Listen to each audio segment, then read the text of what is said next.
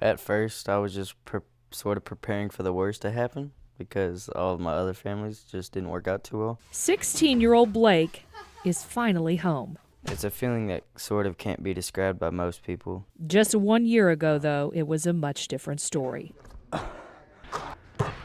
When we first met Blake, he shot baskets with a former Razorback, and he told us he lived in so many foster homes, he'd lost track. If I had to count, I wouldn't even know.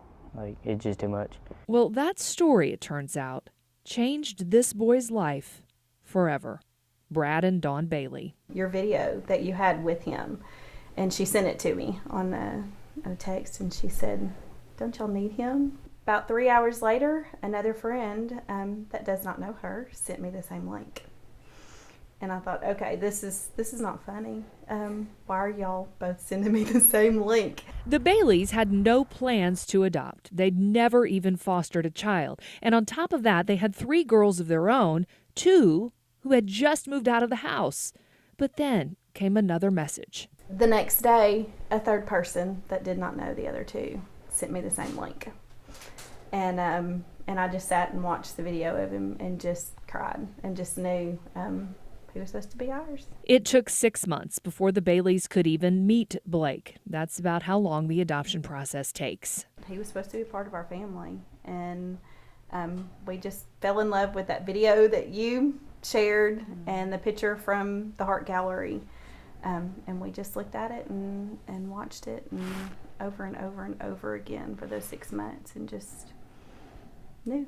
These pictures capture the first moments they met at an adoption event earlier this year. You know that mom, whenever you're getting ready to go into the hospital to induce labor and to meet your child for the very first time? It was like that. My mind just couldn't click onto it at all. Like, I couldn't comprehend it at all. They kept coming back every single week.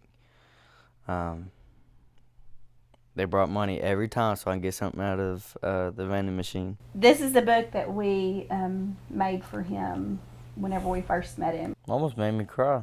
July 8th, Blake moved in. 3 sisters, 2 dogs, a mom and a dad. And the rest, they say, is history. I've got to take him hunting. We went to our first ball game. He's kind of just fit in just like a glove. Like it was a missing part that's finally there. These days, Blake plays guitar. He takes band and choir. He plays video games with his friends. And he is learning to trust that this is home. It's different having a family that like knows they're going to keep you and aren't going to get rid of you no matter what you do.